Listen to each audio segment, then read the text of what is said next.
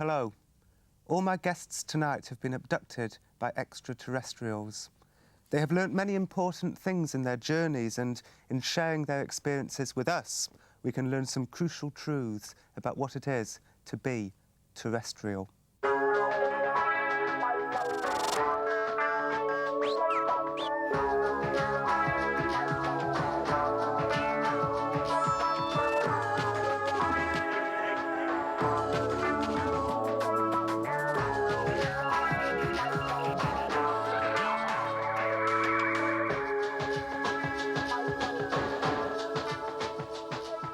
My name is Paul Green and I've been abducted by aliens on several occasions. After years of telling myself it didn't happen, I finally accepted it. My name is Francesca Moss. In July '96, I was abducted by aliens. It's taken me a long time to come to terms with this, and I'm still not sure whether it's been a positive experience or not. I'm Elsie Okinson. I've had a very strange experience, but since then some wonderful things have happened, which I believe are the result of it. I'm James MILLEN. I'm involved in a support group solely for people who have had a close encounter or an alien abduction. I'm also an abductee. My name is Philip Kinsella. Not only have I been abducted, but I've also experienced an alien being. I'm Ros Reynolds. I've had an extraordinary experience which I'm still trying to find an answer for. Ros, I'd like to start with you. So what happened? Ooh.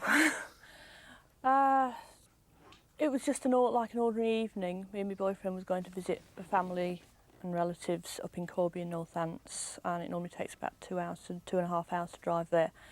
It was about 8 o'clock at night. It's just getting dark. It was September. And the first thing that we noticed was this horseshoe-shaped group of lights. It came swooping over the car, blue light bouncing everywhere on these electric cables. It shot off over the fence and over the hedges and disappeared away. And then it came back a little bit later and actually chased us for about 6 miles or more down the road, actually parallel with us. As I looked out the passenger side the window, you'd actually see it alongside. It's like a big white light from the side. So at this point, the fact that it was chasing you, you were obviously scared. Yeah, it's terrifying. Absolutely. I mean, it completely, from that point, it completely rocks every foundation of everything. I mean, you start straight away. It's an aeroplane, it's a helicopter, it's a hot air balloon, it's a, it's the moon. It's straight away you start thinking, what is it? And then you start on this like snowballing effect where the next thing that happens is the car stopped. And I'm sort of screaming at my boyfriend in the passenger driver's side and saying, for Christ's sake, get this thing going. I'm now blaming him and thinking he's playing around or something. And you weren't interested in the paranormal before any of this happened? Country and western horses. A long way from UFOs. And, you sort of in your head, you're trying to make sense out of all this that's going on as it's happening second by second, and each second seems to be going on forever. And then suddenly, the next thing is you're in this thing.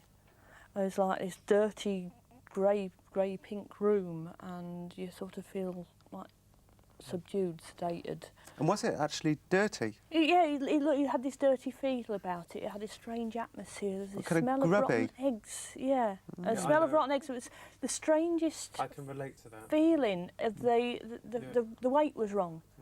And it was like this atmosphere in there. Yeah, I can relate to that because when I had my experience, I was strapped to a bed and I was naked, and the room, it was very dark and there was a lot of mist in there, very dank, dark.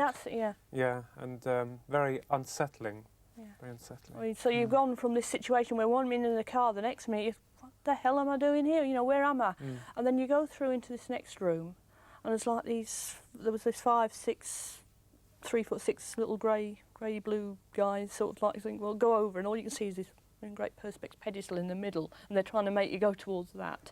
I rushed over to the window, and all I could see was my boyfriend frozen over the bonnet of the car in this sort of like blue haze down below. Literally frozen? Yeah, he's over the bonnet, he's looking in the engine, he's not moving, he's down there, there's like a blue negative effect all around, and... So you're looking out the window? Yeah, looking out the window, down at him. Because this thing sort of like, it's only 50 yards away, so from that sort of an angle, looking actually down onto him.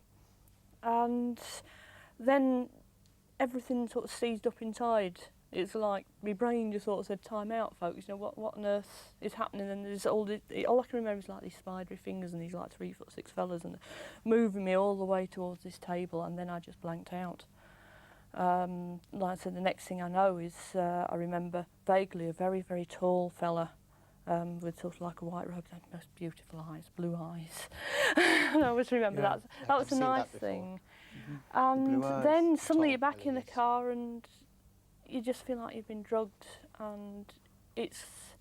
Did it happen? Was it a daydream? You know, but it's still there. Yeah, it's the same with us. I mean, I witnessed this thing with my twin brother and my sister, and we had a dog. And what actually happened was it was on a winter night, and I'd just come back from work and gone into the kitchen, and we were talking about everyday things. And my brother, he went into a type of trance, and there was this charged atmosphere everywhere, and he said there's going to be an earthquake or Grandma's going to die. Well, I didn't make any sense to what he was trying to say, but there was this atmosphere everywhere. And is he not the sort of person who would normally say something like that out of the blue? No, it was like he was in a complete trance, and of course we thought he was crazy, but our dog, we had a dog then, Benji, his attention was focused outside the kitchen towards the hall, and bearing in mind this was a winter night, it was dark, and where our doors were, front doors were with the hall, it was frosted glass windows there, and this light appeared and lit up the whole of the door, and this very small black 3-foot tall being stepped through the door, not opened the door, but I mean it was as if it had become translucent and had stepped through, and when it stepped through it ran into the study or the downstairs bathroom, and my God, it was like, you know, what the hell's going on? And your mind, as you say... I think a few viewers at this point will be wondering, that is impossible, they would say. Yeah. But what people have got to start to understand is these things, whatever they are, were not born on Earth. They don't comply with things as we know them in everyday life. They are actually bending... Time or space. Time warps. Bending time. Bending time and dimension physics, it's a completely different thing. I mean, studying this and looking at the alien phenomena, and the one thing that really nagged me was the ability of how they were able to do this. And of course it led me into looking at other areas such as near-death experience and the abduction, and I'm saying, well, okay, these things are able to go through walls and doors, and abductees are able to do the same thing. You have the skeptics saying that's impossible, but it still happens. And I come to the conclusion that perhaps they are able to tap into the human psyche, that part of us like the soul, and use that, take that part of us away. I want to carry on with this particular discussion later on, because I'm very curious to know what happened when the little man came into the house. So what happened then? Well, it ran into the downstairs study or the bathroom, as I said, and disappeared. Now, my reaction at that point was, my God, there's an intruder in the house. My mind would not accept the fact that there was a 3-foot small being with a large helmet on its head, and very diminutive, very small, with a leathery type uniform on. My mind would not register that, even though I was looking at it, it was saying no. You've drawn him, haven't you? Yes, I have. Maybe while you continue to talk, I can actually, there's a picture there, of that one there. And I reached behind me in the drawer to get a knife, and I took the knife. At this point also, it's very important to note that the dog was going absolutely mad. I have never seen fear in a dog before, as I saw our animal. It reacted very strangely. And then the being ran up the stairs and disappeared. And when we made a full search of the house, it had gone. It made no noise when it moved, but its uniform brushed against the plants that were in the hall at the time. And what we should have done was check for any imprints on the floor, because it was a smooth carpet, but there was nothing. It's so easy to say what you should have done afterwards. You know, why did I take a camera with me on board? Sorry, it's interesting you saying it didn't make a sound. Because in 1978, I had a similar experience with a grey stick man. I didn't know about greys at the time, but there was a grey stick man that came into my dormitory.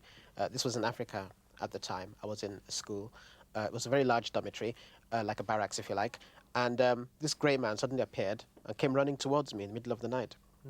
And it didn't make a sound, despite the fact it seemed to be labouring as it was coming towards me. Not a sound. Yeah, It was Did your people make a sound? No, not even the ship. Aliens I haven't been regressed, and I saw the small beings when I was young, which I thought were Snow White's 7 dwarfs, you know, all around me, all smiling and happy, and giving me this sense of safety and comfort and fine. But soundless. Soundless, yeah. But messages going into my head which I didn't understand. You know what they're saying, you know what they want. They know what they want. Can you imagine what it's like? I mean, you're standing there, and when this incident happened with us, with the man in black, seeing it happening with no sound, it is the most... There is a disturbing element to it, because you're standing there, and I'm watching this light part while this thing moves through the door. And your mind goes into shock. Yeah. And you can't, it's like you're frozen, time slows down. The other thing is that the atmosphere at the time was so charged, it was like someone had come over and put colour over black and white. Yeah, this is where the negative things comes in, isn't it? It gives this sort of negative effect. It's as though they're putting a sheet over it to somehow bend or change the environment. Yes. The ones of us it once, it takes, and the rest of us, you can be in the bed with your partner and the person in the bed doesn't notice it. That's true. Yeah, that's happened. That's it. That has happened to me. It's always as well. happening, yes. And I had the experience where my wife was actually, we were in a tent camping, and I saw these objects in the sky, and I called her out, so she came out of the tent, and we looked at these for a couple of minutes, and then she said, "Shall I make a cup of tea?" Normally she'd be terrified of the UFOs, and I was going to get the camera, and then like a feeling of elation came over me, which tended to subdue me as well. That was the last thing I recall. Until 2 hours, 35 minutes later, walking into the tent, my wife's sitting there, and I'm saying to her, "They've gone now." And she said... You notice how you don't notice the time pass? No, that's right. We know I didn't know that I'd lost 3.5 hours until we got to Corby, and they said, "Hang on a minute, it's like nearly 2 o'clock in the morning. You know, past 1:15, and I thought, hang on, it should be 10 o'clock at night." Oh, you know, whoa. My watch actually stopped during the abduction. And when I did come back down into the field, I went back home and 5 hours had elapsed. But I can't even wear watches now. Yeah. It still must have been very difficult for you all to to come out and tell people. It's impossible. At the time when it happens, it is. It's still very difficult even now. I mean, there's still a lot of people who don't know about the experience, and I kept it very quiet. I actually thought I was going mad after the incident, because I had no interest at all in UFOs. And when the incident happened, it sort of tortured me for ages, thinking, you know, you're going crazy, because it's not something that you hear about. You don't just sit in a field and 1 minute you're whisked into a craft. It just doesn't sound physically possible. And also, I didn't think I had such an imaginative mind to even think of anything like that. So do you wish it hadn't happened? To some extent, yes. Yeah. See, the thing is, with me, it was very difficult, because my brother and I, we write children's books, and of course the thing that really got to me was the fact that people would turn around and say that you're imaginative, that you imagined all of it.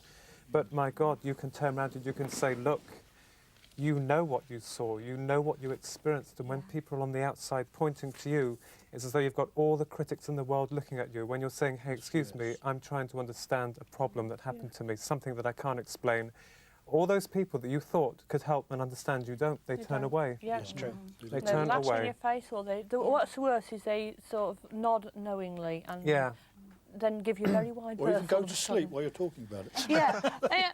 They literally And go. then you get locked down into this thing where all of a sudden the only one that can answer this problem is yourself. That's true. That's it. Isn't it? And It's been very hard. It's all right, please come in. Oh, I was going to say, I was just the opposite. I drove under a dumbbell-shaped object at Weedon in Northamptonshire. Yeah. It must be catching up there. And as I drove under it, I could see that it was a grey, plasticky-looking dumbbell-shaped object, which I'd got to travel under it because I was in a line of traffic. But after I did so, I stopped and looked back, and it was still there, and then the green light started to flash. There was a green light under one end and a red light under the other. And then I got back in the car and went along the road, and the electrics of the car started to play up, and the car slowed down. Then it was as if I coasted under some trees and went quite normally up to third gear under these trees, and suddenly I was sitting in complete blackness. The normal light of the day had disappeared completely, and I couldn't see the car, the road. I could see absolutely nothing. And when at last something did happen and a light shone, a circular white brilliant light, completely circular, about a metre in diameter, and it had no beams at all, but it was just there on the road, And I said, good gracious, out loud. And suddenly I was about 30 yards further down the road. Natural daylight had reappeared. And there I was, travelling in third gear as I had been when I realised that the car had stopped. And I don't remember at all being in control of the car during that distance. But I drove home and found when I got home that my journey had taken half an hour instead of the usual 15 minutes. And where I differ from you, I didn't know anything about UFOs like you, but I felt that if I told everybody I met, there'd bound to be someone there who would know, and how wrong I was. Really, how many people did you tell? Oh, everybody I came in touch with the following day. I went to work and I stopped with everybody at work and said, we'll have a cup of tea and I'll tell you what happened on the way home. That's very brave. I realise you now, did? yes, The I didn't difference at the is time. that with you, it was the lights. I mean, everybody that I speak to who've had a light, have seen a light, they're quite happy to talk about it. But the minute you go that one extra and say, look, I bumped into little blue, grey, green, Well, yes, grey I men. couldn't say that at the It's time. yeah. I mean, this Yeah. is the thing. You know, you just Yeah. can't say it. Yeah, it's quite acceptable to say that you've seen something in the sky You're and you don't know what it is, but when you say, well, actually, I was abducted, and you can give a description, that's when the fear in other Oh, people. you can go to the police station and say, look, I've been raped, I've been murdered, somebody took me with had a black mask and guns. But the minute you go in there and say, excuse me, there were little grey men, they go, ha ha ha, yeah.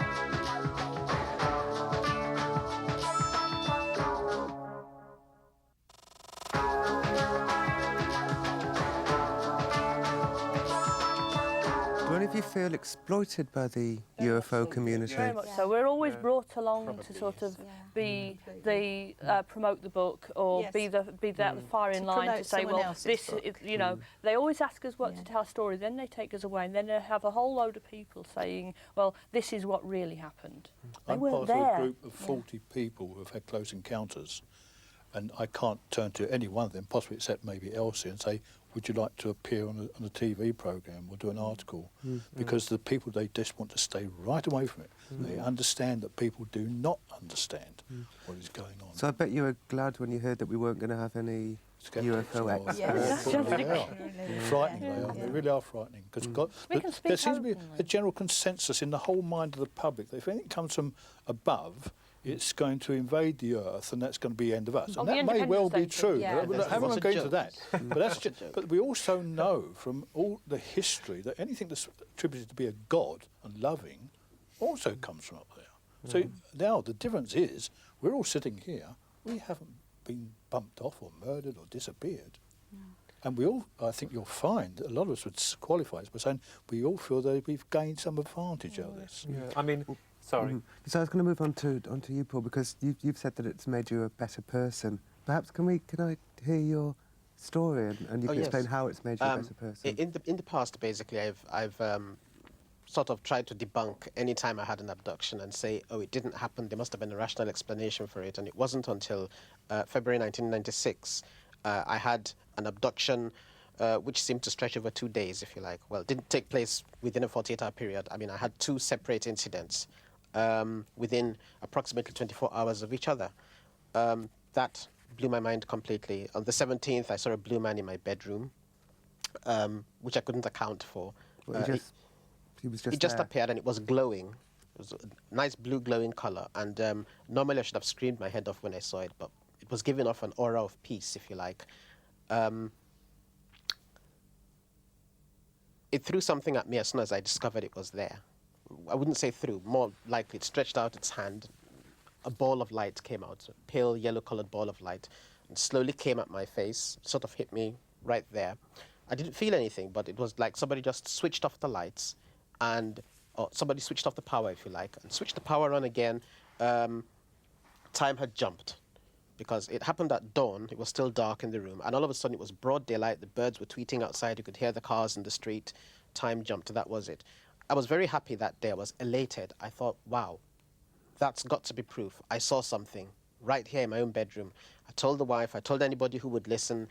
And I was happy until the evening of that day. I got scared for some reason. I've had this phobia that I might get taken away and not returned. That night, I felt a presence in the room.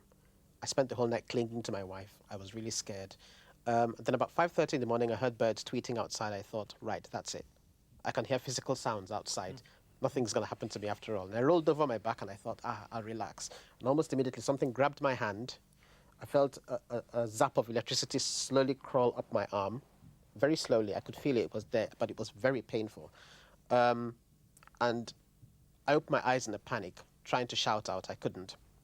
And I saw this, again, a blue glow. And this time there was a face, very close, looking straight into my face. The eyes were very detailed. And I'm almost certain it was a female person, or a female entity, I should say, looking at me, looking down at me. And I could even see some emotion in those eyes. They seemed to be saying something along the lines of, I've hurt him. Is he all right?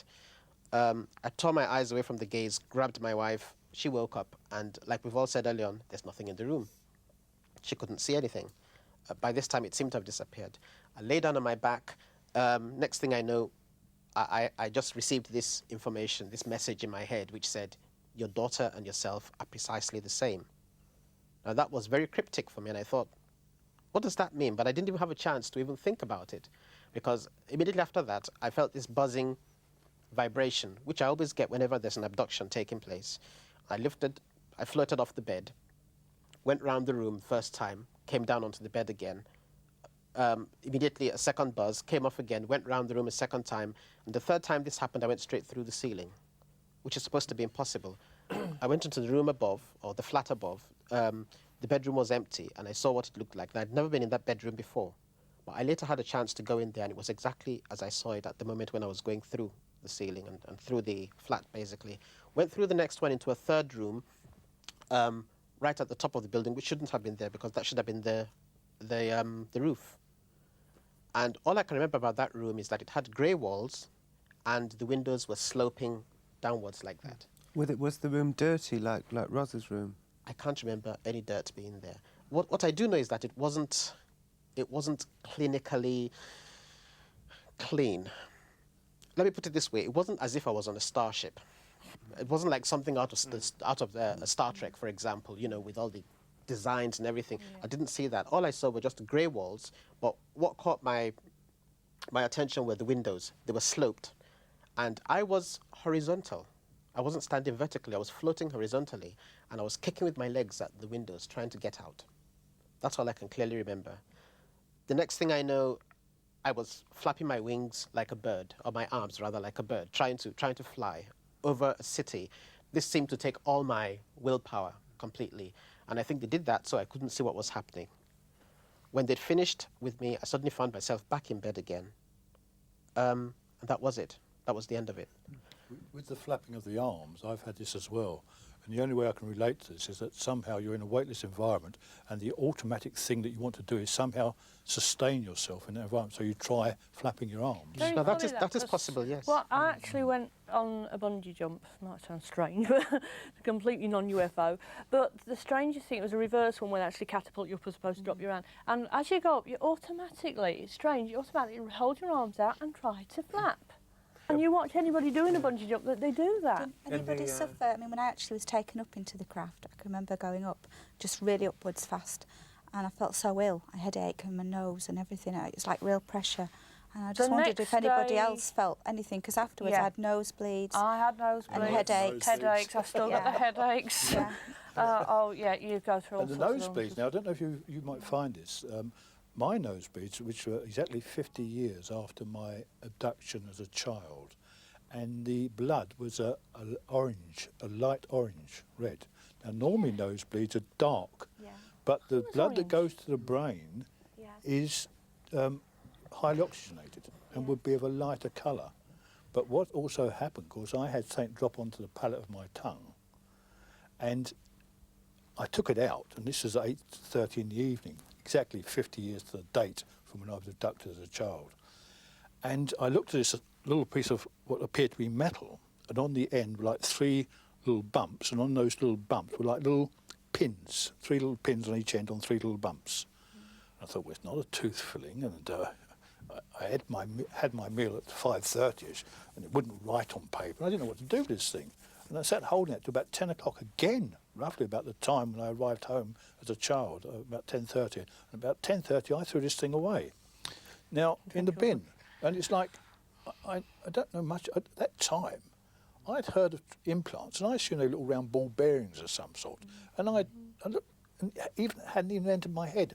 But this again is classical, because when you think afterwards what you should have done, and you haven't, and you've got to then wonder now, why did you not do the obvious thing, which is either put it on a shelf or leave it somewhere so you can have a look at it. It's like saying, said you, when that comes, throw it away. Maybe they were telling you to throw it in the bin. Yeah. The thing is that in when I can associate with what you said, Fran, and what you've been talking about, is that after I had the encounter with the man that came through the door, I encountered this chap here.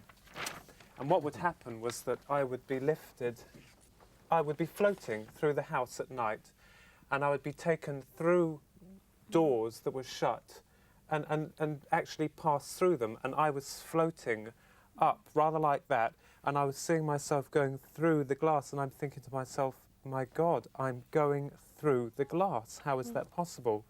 The thing is, though, that what actually happened was that when I got out of the conservatory, I remembered I was being controlled by something. I wasn't in full control myself. There was some other outside influence. And what actually happened was that I felt as if I was being stood up on the patio that we had at that time with the pond, and there was a long garden. And I would look up, and it was as though this feeling saying, everything's fine, there's nothing to worry about. And as I looked up, there were hundreds and thousands of UFOs going through the night sky, and I'm thinking, my God, all them people, they're so ridiculous that they're really here. And then that feeling of whoosh, you go up. And then everything went blank until the morning. There was a gap. And I think what happened in the gap was when I found myself in the room with these guys, and they were doing all this stuff. And as I'm coming down in the morning, I'm flying in the sky, and there are two beings beside me, but they do not want me to look at them.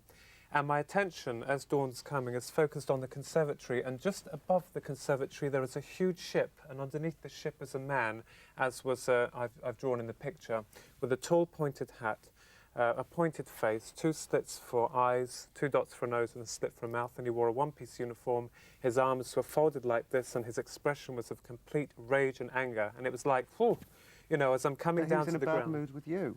Yeah, well, it appeared that I had obviously done something that he wasn't pleased with. Could I try and qualify that? I know we shouldn't be saying anything, because I don't think anybody really knows the truth of what's happening. But again, in my experience, and through meeting with so many people that we all have these meetings where we have to find out what's going on. Again, we don't want the publicity, so we're not advertised at all.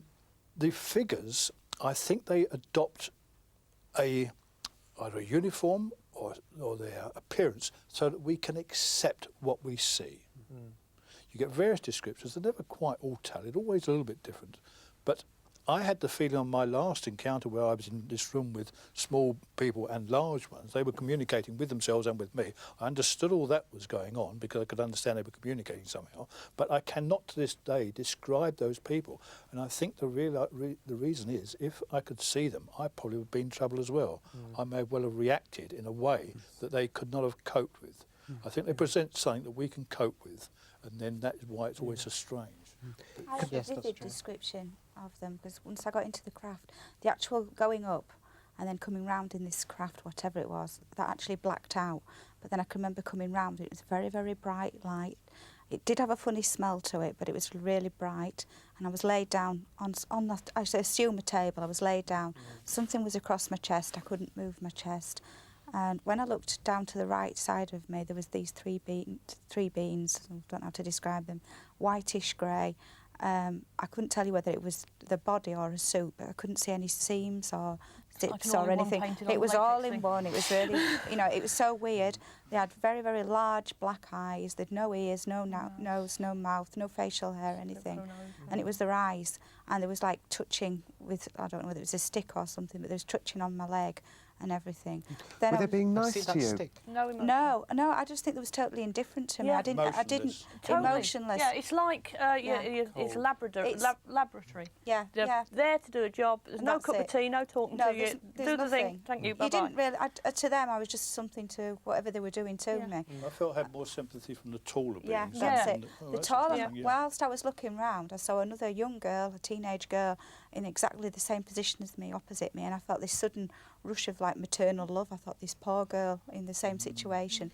An overwhelming maternal love, you know. Did you try and talk to her? No, I couldn't. And then this being came. He was identical to the others, except for he was about 6 foot. And he had the same black eyes, but they were absolutely, I can't describe it, beautiful, the eyes were. And he's staring into me, and I suddenly thought that I could understand him. He wasn't speaking out loud, and he was saying, you should be asleep. You should, you know, go to sleep. And I had this unusual feeling of euphoria, excitement. I felt really good, when in actual fact I should have been terrified. So even though they were indifferent to you, you felt warm feelings towards Only of this one being. But then again, I think that this was sort of like manipulated. I think he knew that he could do this. He was there to sort of like calm you down. They're the ones that are there to do the jobs. Yeah, and I got the impression he was like the boss as such. I'm saying he, I mean, it could be, you know, either. He was just staring into my eyes, and then I did feel sleepy. And as I say, the next time I came round, I was back in the field. One's got to remember that when we're talking about the eyes, the main communication when the people are watching televisions, there's an eye watching us. Yeah. And when you talk to somebody, you don't look at their right arm or their left foot, you look at their eyes. The eyes are the reinforcement of any communication we make, even as human beings, but we use sound waves in air because there's plenty of air around. If you're born in an environment where that doesn't exist, the universal communication of fish, birds and whatever is by eyes. Now, Elsie, I want to go back to you because where we left you, you were going around telling everybody what had happened and none of them knew how to deal with it at all. So what happened after that? Yes, I told local newspapers and everything, and it was reported in there, and then the ridicule started. So did you not think you'd get ridiculed until... No, it never occurred to me, no. No, I was quite blasé about it. Had you never ridiculed... Well, you obviously had never ridiculed others when I you saw didn't it know on the anything TV. about UFOs. I told the people at work, and one young lad said, oh, that was a UFO. And I said, what's a UFO? And he said, an unidentified flying object. I said, well, I couldn't identify it, and it was above the ground, and it was an object. Yeah, I suppose that fits. But I didn't know anything to do with UFOs, and luckily, like a family friend, Phil, he like put me in touch with other people. But I mean, it took me a while to even sort of say to him, you know, this is what's happened. And then when I spoke to a few other people, I gradually began to think, oh yeah, it's not just happening to me, it's happening to others. But I tended to sort of like have head in the sand routine. I didn't want to go to conferences, and I didn't want to meet other people because I wanted to forget it, pretend it had never happened. Yeah. So well, I was different there because I talked about it openly. But I do also remember saying to myself, now, I don't know why, but I've got to behave normally to make people think that I am still normal and that I'm not special in any way or stupid or any of the other derogatory things people that think that we sort of go around with our bedrooms decorated with UFO paraphernalia and, you know, I've been abducted by a T-shirt. So frightened of being ridiculed because if you say this to somebody, it does sound ridiculous. Oh, it does. So can I go back to where you're sitting in the cornfield, you've just been returned. I mean, who was the first person you told? It took ages. I mean, I actually went home, and for a while everything was going wrong in the house, electrical. I had a rash on my arm. I had problems with nosebleeds and headaches. And also I had to go to the hospital because they thought I had a blocked sinus or something was causing a blockage. It took a while, and then I had a friend of the family, and I knew he was into UFOs, but we'd never really discussed that because I had never any interest in it. And I thought, I've got to tell somebody because I'm going mad. And I actually spoke to him, and he sort of said, oh, I can put you in touch with somebody. He said, that sounds, you know, I believe you. And that was the first time somebody says to me, I actually believe you. I hadn't told anybody because I thought nobody else would believe me. And up to that point, it was the only person I told. And have you been ridiculed since? I haven't really, until this programme, I haven't really told that many people. I've told my family and a few close friends. But I think they sort of look at me as if to say, well, we know you, but, you know, it is a bit of a thing to swallow, you know. Well, do you think that you were chosen for any particular reason? No, I just feel that I was there at the time. Do any of you think you were chosen? The biggest question I think we all got is, why me? Yeah. A little while ago, an investigator who shouldn't have said anything about a meeting that we had stated on television that we had the need to feel selected. We had the need to feel chosen. I don't want rubbish. to No, I didn't. And this is I what don't investigators do. They really... No, I don't Because either. believe you me, when I was lying on that bed, strapped, hot, and they in this room, and there was dim lights, and the lighting, a mist was all over there, and I could see them moving. All I could see were their eyes, and the only thing I could think of was they were dragon eyes. And it was very emotional for me because they had something inside me and it felt organic and I wanted them to get it out. But believe you me, you didn't feel chosen then when you're laying there and you're having this done to you.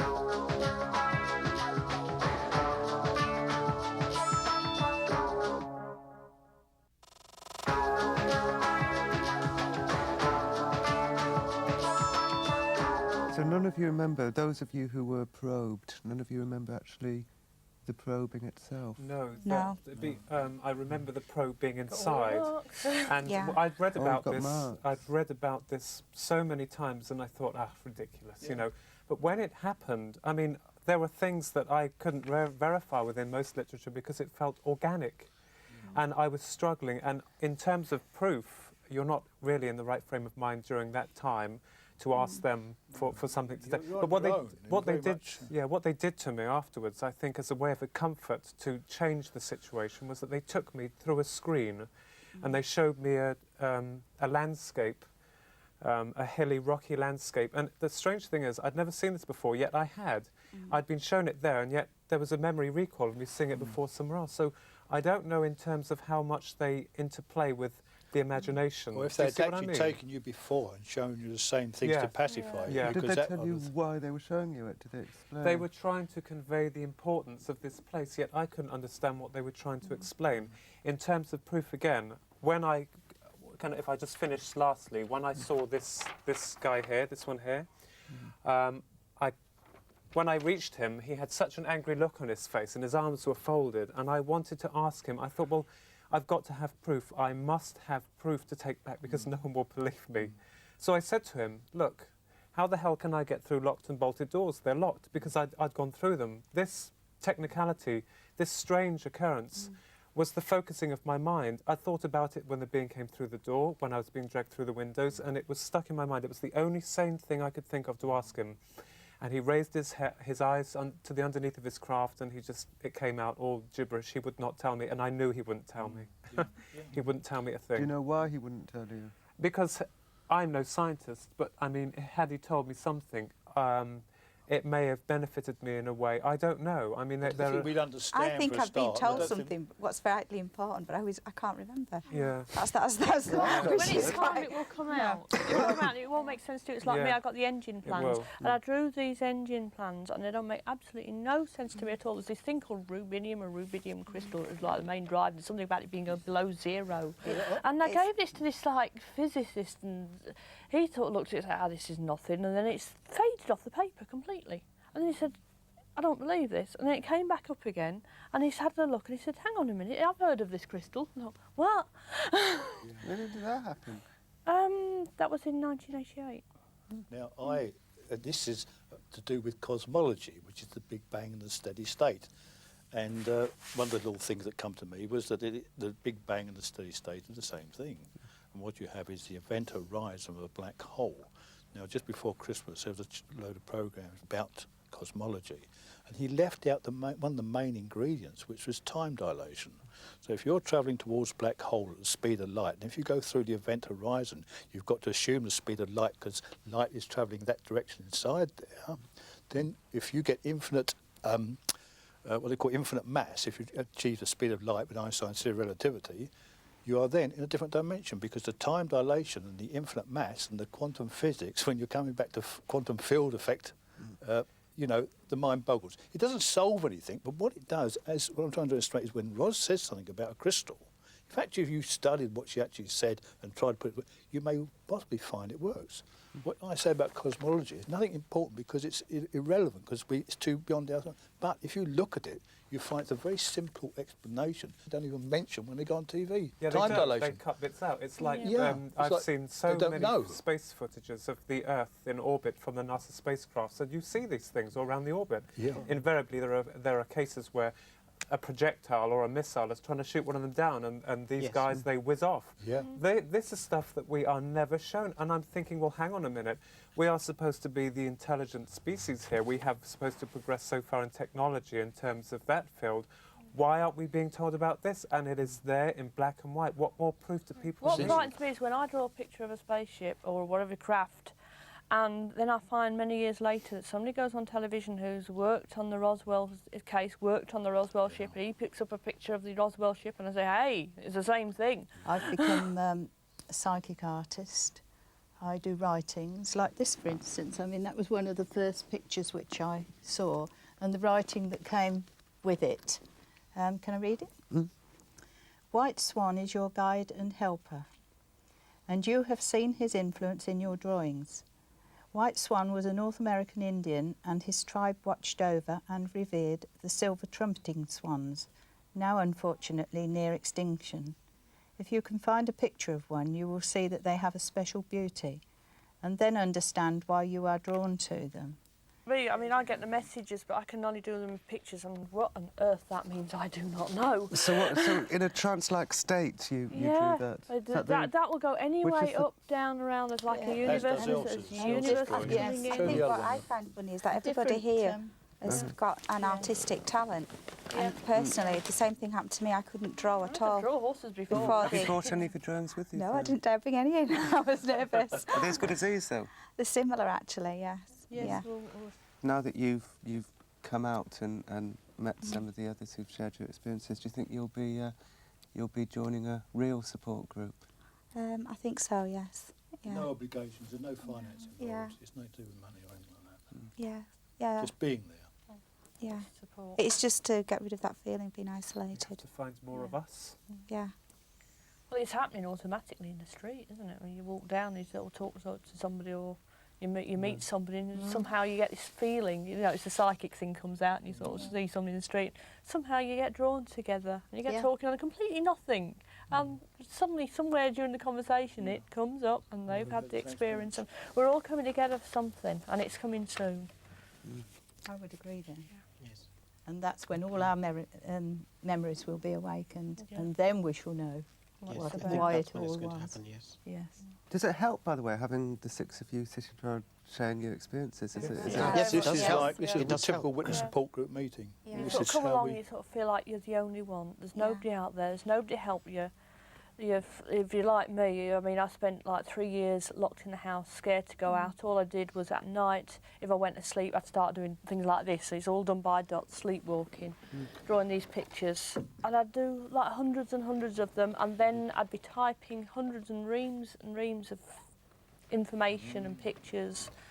And there's no one you can talk to, there's nobody you can turn to, and you sort of think, well, I'm the only one. And then suddenly you meet somebody else and they say, well, I've had the same experience. I mean, I'm sitting here now with Fran, and it's the same. It's the first time I've actually Same met thing. other people with the same You experience. think, I mean, God, the you know, same I'm thing not here. making this up. She can't be. How can we make The up the ex- same But we also thing? have a massive input of Yeah. information. The experts, the so-called experts, if they really looked at us, they'll find that there is some kind of psychic expansion that happens with all of us. It affects us in different ways. Some of us become psychic, some of us become That's more true. Yeah, perceptive we all in become other very, areas. very That's true, psychic. yes. These are the areas Extremely. that are Have you become fascinating. psychic Yeah. also? Yeah, I've actually been able to tell what people are thinking, predict certain events. Nothing to do with events. It's you feel. I still feel that I'm actually in link with them. I know this might sound a bit paranoid, but I still feel that sometimes what I can see, that they can see too. Yeah. Only Same thing. with And I me, get- I've got I a get- fax machine. Yeah, it's like flashbacks. I still get flashbacks. Yes, I get So I get And I plenty see, of I see flashbacks. things that aren't there, which you Yeah. think I'm going crazy. I mean, I can look at a city It's like and I see listening to the destruction radio. and things. You Yes. know, Have any of Time. you had any psychic experiences since you've been sitting here? I have had psychic experiences, plenty of them. In the last half hour or so? I've had Not sitting here, no. I've had this strange thing that we're all. The time is coming near, and We're meant to be we're here. meant to be You here. feel, at the Something- moment, say that, I We're don't know meant if to everyone be wants to agree here. on this or It's not. back I to the disagree, original but point So- that why us? something, I mean, something I is thought going that. on. I thought, well, why me? Because I'm just an ordinary person. I've got no power. I've got no influence on anybody. Yeah. Why me? Why not a politician they could have taken? It- So when you say, I want to clarify. When you say meant to be here, you mean meant to be here, Here, sitting in the here. studio? Something has happened that's us brought together it in this way. together today for something. It's rather like important. cause and effect, Cause isn't and it? effect. Well, it was the felt researchers, bit wasn't it? faint To think that a they little were, ago. to I think don't that know some, why. that they. The new It's the strange thing. If you're on the outside, you can't really explain it. It's very hard to comprehend. We know that it's coming together for a reason. There's more and more of us that have had experiences that accidentally bumping into each other. It's sort of like coincidence, but it's not coincidence. I'm just coming of it. hoping that there's people who are probably watching this programme will identify with it, and then suddenly they won't feel so alone. Yeah, That's right. Yeah, They that's They will. very. It's the one reason why I've actually come out, Yeah, why I've and come me. on Yeah, that's television, it, because yeah. there are lots of other people who must be having the same type of experience like I was having. I've probably been a bit lucky. I managed to hold myself together. I used to go out to bookshops and boot sales looking for books to read up on the phenomena. I take it home, sit down, read carefully, and most of the time I was able to say, that's happened to me. That's happened to me. And that sort of made me feel, right, I'm perfectly normal after all. I'm not nuts. The crazy thing is the finer things that you find when you're talking to each other, such as the smell and the weight and the ship and the atmosphere. You don't find that sort of stuff in books. But when That's you start true. talking That's to each true. other and the way you feel afterwards, all they ever talk about is the event, not what happens afterwards, and what Yes. happens in Affects your your life, how it Yeah, it changes your does. life. Totally. For those of you who have met other people, do you find yourself just automatically believing them, or do you ever meet people who tell their stories and you think, I don't believe them, even though mine happened? Yeah, I Yeah. still tend to be sceptical, yeah. I think Yeah. I'm the one of the Are you world's... sceptical tonight? You Yeah. don't? Yeah. You both? Yeah. Even Yeah. from meeting? You've I'm one of the world's always, you're biggest always sceptics, I am. checking it. You're always Yes. You feeling still your way check, through you it. check yourself. I could constantly check myself. I try and rationalise the whole experience. I think I that- try and make excuses for it. Can I ask also, when you said that they'd given you a message but you can't remember Yeah. it, I mean, That seems explain quite it. ironic, really. Yeah. It's just that I do get flashbacks even now, and I do see things. Like I tend to know where there's going to be sort of alien sightings. I see east coast of Yorkshire, and also in places far afield like Mexico and places. I see place names which I've never even heard of. Do you get the time and the date? Yeah, as yeah. I get the feeling No. when a crop circle appears. Sorry. yeah. But what do you actually think the message is, even though you can't remember? Have I you got don't any know. inkling of what it No, could I be? haven't. No, not at all. I feel that I was told something, but obviously, they've told the wrong person because I can't remember any of It's it. funny you should mention that, because in 1984, when I was in Russia, I was studying architecture at the time. I was in the city of Minsk in Belarus. I also had an experience. It was like an out-of-body experience, except I had an encounter with what I termed at the time a know-it-all glass skull. Now, it was years later, quite recently as a matter of fact, I discovered that there are such things as crystal skulls. I didn't know they existed before. This is 1984, and I had this experience. I suddenly found myself floating in space, and there's this glass skull in front of me, and it says, ask anything you want. And I asked, where do the pyramids come from? And I got a whole jumble of information back, which went straight into my brain. That's the way I could describe it. Then I said, where are UFOs from? It's interesting, Philip, that you should mention a rocky landscape. Because I saw a rocky landscape, and I saw what looked like a UFO going down into it, into a hole in the ground. Another one came out and flew off again. It didn't look like somewhere on Earth. Then after that, the minute I thought of a question, I was getting an answer. It was like two modems linking up at a tremendous, at ISDN speeds, if you I like. call it my fax machine. I want to go back to Fran's message for a moment. I know. I mean, do you Or get a lack of sense whether message. it was a benign or a malevolent message? Do you think was it a message which would benefit us, or was it a message which would scare us? I don't know. I still try to come to terms with it. I don't know whether... I mean, obviously, if they were malevolent, they could sort of wiped me out there and then at the time. But I don't know. I just think they were totally indifferent. They were sort of... I was just part of an experiment. But since the event, I mean, I've had a lot of problems since the abduction, and a lot of things have altered. My view of life's changed. In a good way. Yes, to a certain extent, yes. Yeah, I've become... Have you all found it out? Yes. Yes, Definitely. yes, that's true. Yeah. Beneficial. Yeah. And You there was stop at one time, seeing- yeah. there was 8 of us on a platform giving a lecture. We were asked to. We didn't volunteer, but we were asked to, so we complied. And they all said it had been a beneficial experience. We know there's downsides to it. The overall Downsides are not impression sitting on the table. was that it had been beneficial. I mean, Opened our eyes. Yeah, the thing is, though, that with me, I don't think it's a message to convey to humanity, so to speak, No. but they have led me down a path of, it's really morbid and it's strange, but to seek out death and rebirth, looking Yeah. into the area that See most... the good in the bad and the bad in the Yeah. good. I and mean, you I see the look at life patterns. now and I see most people and they're very much down here to the ground. For some reason, my mind is looking Yeah. towards death and thinking, there has to be something afterwards. They're trying to show me and direct me in looking in that area. And that's where some of my research has been going into that particular area. But what do you think is the alien plan The agenda. with us? The I agenda. think it's bringing us up to the next level spiritually being and the way that we think mentally.